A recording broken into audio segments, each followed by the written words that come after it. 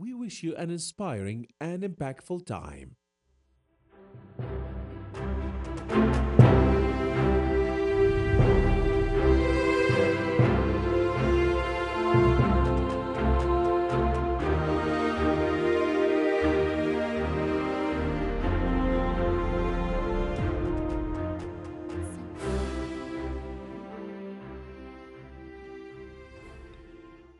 Hello, everyone. My name is Rachel Demita. I'm a content creator, I'm a sideline reporter, and I also host my very own show, Courtside Club.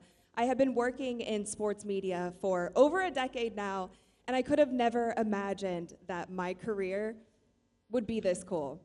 So I have had the opportunity through sports and through basketball to travel the world and to meet some incredible people, work with them, interview them. And I'm going to show you some of those people. So firstly, NBA champion, two-time NBA MVP, and in my personal opinion, the greatest shooter on the planet. So here I am with Steph Curry at the Warriors practice facility, and I got to interview him, spend time with him, learn some basketball shooting tips from him, and I even got to challenge him in a friendly free throw shooting competition. And I don't think you guys will believe me when I tell you that I actually won. And if you don't believe me, then you guys can go check out the video. It is still on YouTube. This guy right here, I am so honored to be able to call Shaq, the one and only Shaquille O'Neal, a mentor of mine, a friend of mine. I have worked with Shaq for over 10 years now. This photo right here is actually one of my favorites because little did I know that this interview right here would be such a monumental time in my career. It would actually change the trajectory of my life and my career. When I sat down with Shaq for this interview, this was the interview that actually landed me the job as the first ever host of a television show inside a video game, NBA 2K TV. If you guys are familiar with the NBA 2K video game, it is a global basketball video game, and I am so grateful to have spent 5 years as the host of that show.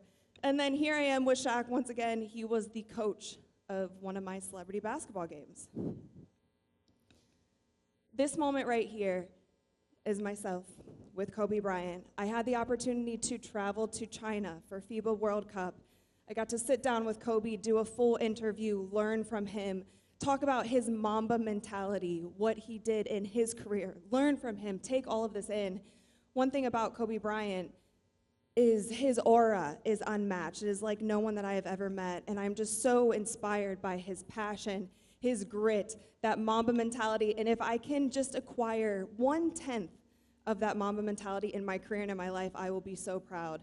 This is a moment that I will forever cherish. This was less than a year before his passing. Kobe was also such an advocate for women in sports and for women's basketball, so forever grateful for this moment here. Rest in peace to the legend that is Kobe Bryant. Now, not only have I had the chance to work with some of these powerhouse names in sports, but I've also had the chance to share the basketball court with them.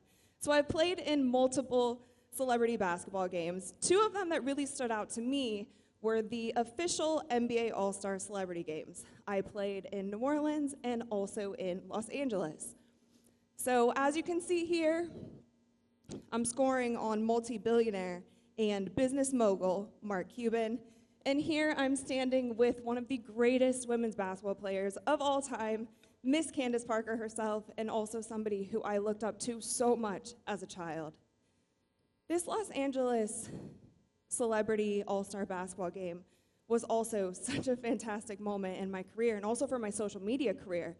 So during this game, I became the #2 trend on Twitter, and in just 2 weeks earned nearly 500,000 new Instagram followers. Pretty crazy. A couple other people that I played in this game with, Justin Bieber, high-fiving after he made a nice pass to a little layup at the basket. And then here with Academy Award winner Jamie Foxx. I'll never forget this moment. He came up to me after I had just made another three-pointer, and he said, "I didn't know you could hoop. I didn't know you could ball like that."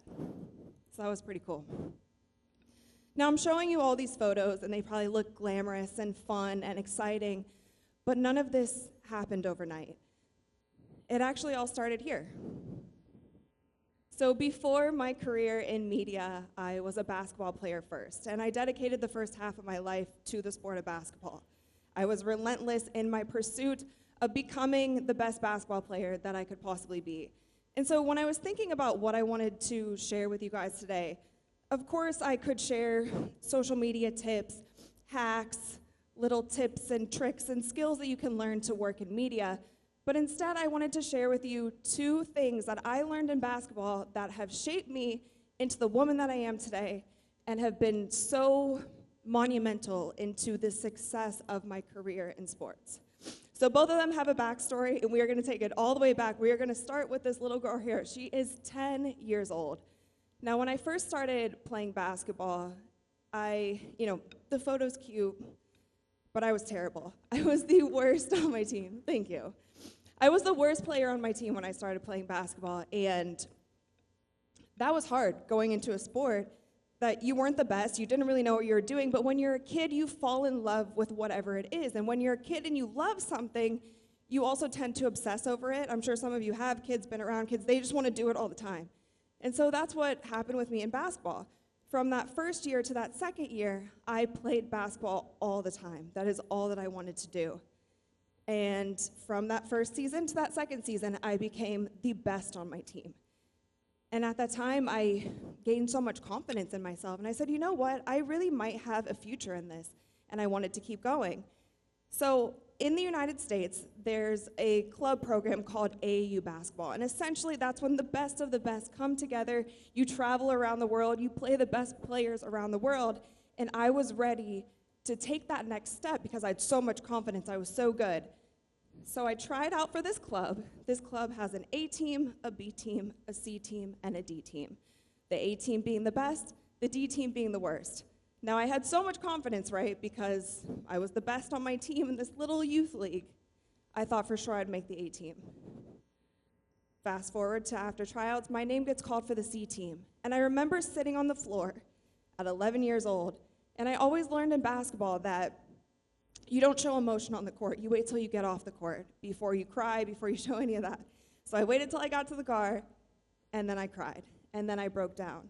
And it might sound dramatic, but at the time, that was a devastating moment for me. I thought, this might be it. I'm not that great. So I spoke to my dad after, and he said, Rachel, what are your goals in basketball? What do you want to do?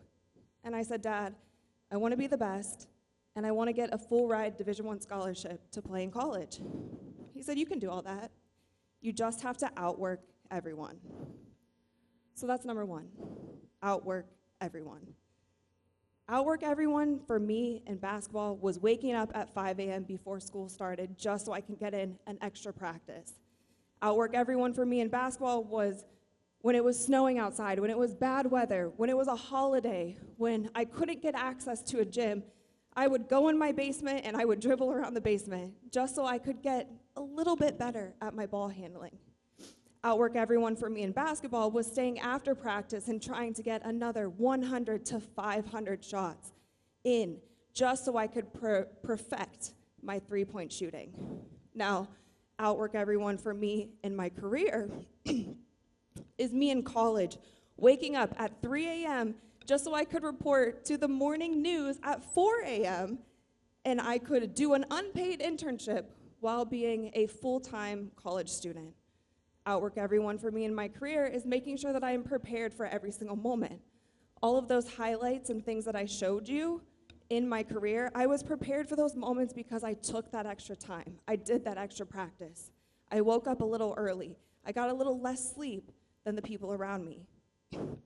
It's hard to find an excuse if you have it in your mind that you are going to outwork everyone around you. If you have a disappointment, if you have something that doesn't go your way, you go back to the drawing board and you work harder. I love the phrase, and I learned this when I was young. Hard work beats talent when talent doesn't work hard. There are always going to be people that you come across in life who are set up at a better stage than you. I am 5'8", which is pretty tall for the average woman, but in basketball it's actually pretty short. I wasn't born with natural athleticism. I wasn't the fastest. I wasn't the quickest. I wasn't the strongest. But I worked, and I worked hard, and I accomplished my goals. So if you ever feel like you want to make excuses for yourself, you don't think you can push through, go back to that mindset of outworking everyone. Go back to that mindset as I can work harder. I can figure out a way. And that is something that I have found in my career that I continue to go back to, and I learned this at such a young age. So that's the first. The second thing, I have another story for you guys, and it was another huge moment in my life that I didn't realize would change me for the rest of my life. So I get to high school, and I am a freshman in high school, and I'm playing on the varsity team, which is the highest level team.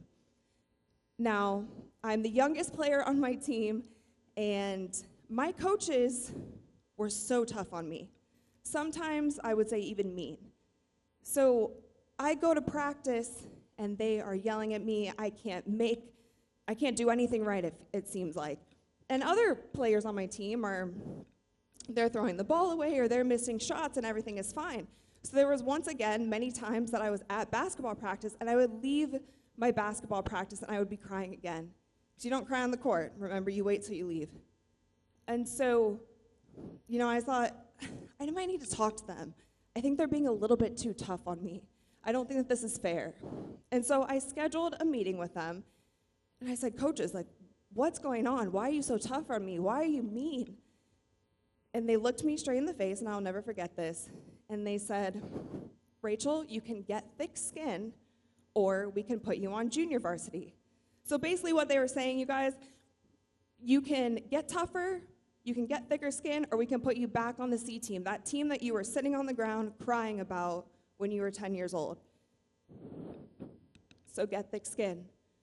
It was in that moment that I had to make a choice to get tougher, that I had to make a choice that whatever people say to me, I cannot internalize it.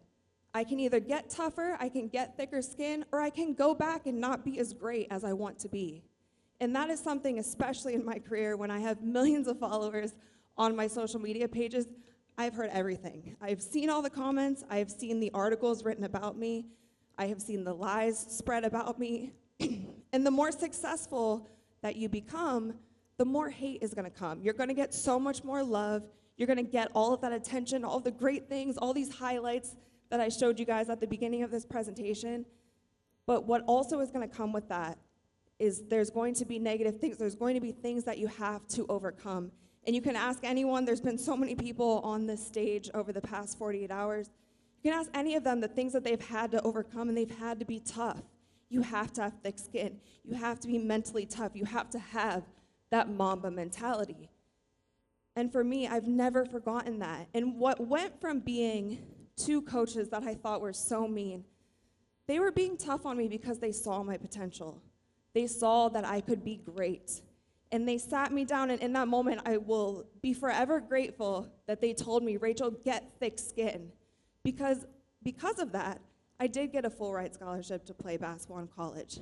I did become the best basketball player that I wanted to be, and I will be forever grateful for that.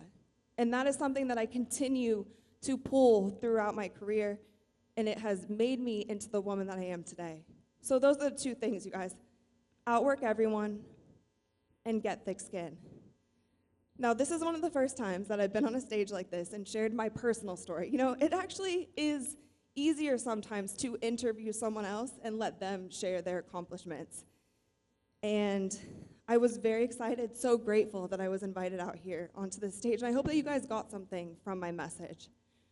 And thank you so much.